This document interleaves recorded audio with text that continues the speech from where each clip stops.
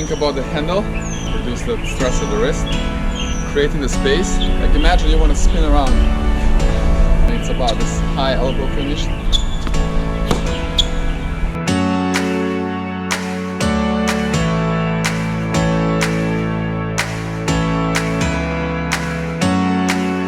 Hi everyone, my name is Milan from Serbia. I'm founder of TENFITMEN and I'm a professional tennis player and coach. What's up guys? Welcome back to another TENFITMEN video. Today I'm gonna give you a couple of golden tips for your forehand. Let's go. Alright, tip number one is the use of non-dominant arm, in my case the left arm, right? It's about the turn, right? So this the coil. So almost like you want to think about left arm stays on the throat of the racket, like almost you bring the racket with the left arm here, right? And this helps reduce the tension on the wrist, because in order to have the racket here, it kind of puts a stress here. So left arm kind of helps you to, you know, bring that racket up, and then also, of course, get that coil, right? Once we get this, we're able to go and swing through, bam, here, all the way back. Tip number two, I want you to think about the handle of your racket as the main part of the racket. So when you're swinging, you're basically controlling the handle of the racket. You're not maneuvering the racket face, the racket head, right? But you're kind of, when you coil here with the left, but you're kind of focused on the handle. So, and you kind of push the handle back, right? So in that way, we're gonna have the right position of the racket. We're not gonna lose that. We're not gonna go too early with this kind of drop. So here, the handle goes back here, right? So maneuver, and then it doesn't matter, you know, for some players, and also depends on the grip. The racket can be here, 45 degrees, or even here. Depends on the grip. But we wanna focus on that handle back. So, bam, even this is okay, right? As long as we don't break this plane, so we can go bam, or even here, and then so maneuver here. And also when you swing forward, it's going to be handle first, right? Handle first here, bam, right? I'm not gonna swing with this one with the racket face, but handle back, handle down, pull forward, bam. Tip number three for today is about space. Creating space on your forehand. In this case, I'm going to talk about the sideways distance from the ball, right? Of course, you want to hit it in front, right? But I want to talk about sideways, so more lateral distance. So when you prepare for the ball, when you get here, search and create the space.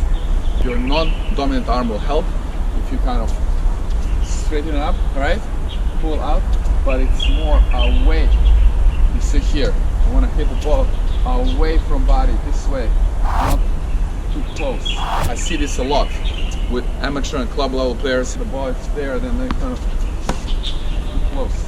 Maybe it's in front, right? Look, I still hit in front, like here. I still hit in front, but it's too close this way. So you want to create space in terms of away from the ball. Then you can have a nice finish and great follow through.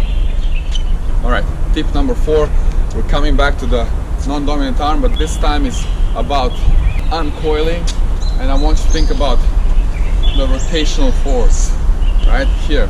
Like I want to spin around. Like imagine you want to spin around, right? So arm can help me to spin, right? If I don't use arm, it's different. So I can use this one to spin. So the same here, I use this one to pull out, but then we kind of have to bring it in so we can get the right mechanics here, right? If we don't tuck it in here, we're gonna lose a bit that right moment at the contact point. Bam. So that's also different. Some players maybe understand you have to uncoil and you have to like get this arm, but then they maybe don't do the good job with here, right? So you have to bring it in here at the contact point. So uncoil, bring it in. So it's here, right? Very important. Uncoil, but then bring it in, tuck it in at the contact point. So bam, and then here, instead of bam, right? Or not active enough.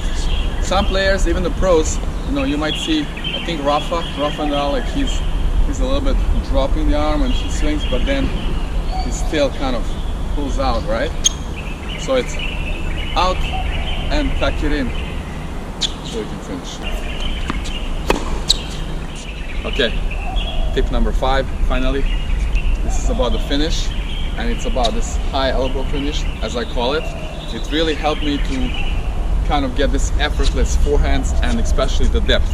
Of course, you have some amazing ATP players, those guys with a bit more extreme grip, and they can finish like here, but still you will see that their elbow kind of goes here. But in general, you want to focus on high elbow finish and the whole of the follow through. So you want to hold the follow through, right?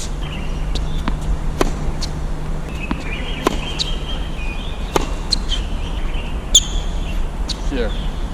Why this is important? Because it's about, you know, having the nice loose finish, but also the stability at the end and extension and following through. All this kind of happens if we can maintain this elbow here and we can hold the follow through and have the balance. Okay, now I'm going to give you the bonus tip for today for the forehand. That's going to be after that follow through, the step out. Not always, but preferably in most cases you should do that, because that's how you're going to engage the full body, right?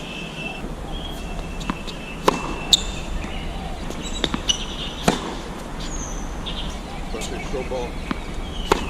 Bam, right? And the ball is here.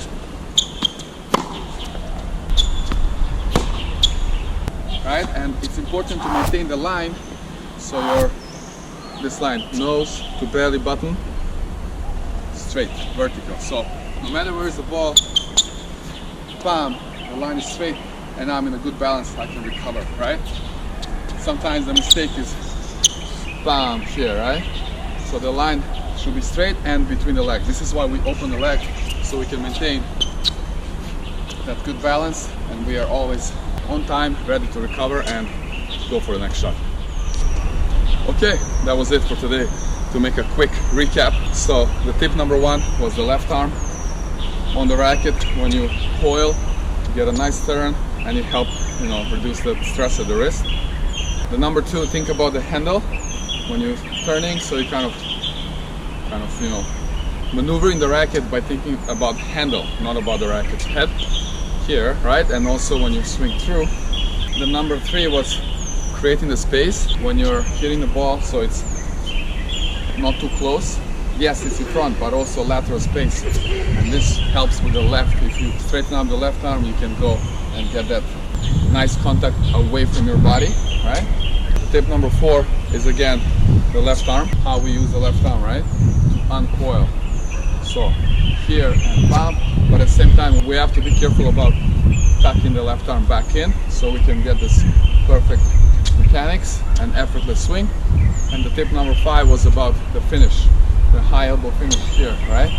It can give us a nice stable position, extension and good depth on the ball. At the end we had the bonus tip, which was opening that leg when you're finishing the shot, so it's bam, right? So here. So that was it for today. Hope you liked it, hope you found it useful, and if so, let us know in the comments. Smash that like button and share with your friends, and subscribe to our YouTube channel if you haven't so far. Click that notification icon, and that's it. I really had a blast making this video. I hope you also have fun while trying to apply these tips. I hope this video will help you to bring your forehand to the next level, and that you will use these golden tips in your very next training, or even against the wall, or you can do like this. Give yourself some self-feed here. You can do self-feeding and you can work on this point. And that's it. I'll see you soon in our next video. It's about the finish. This is something that really helped me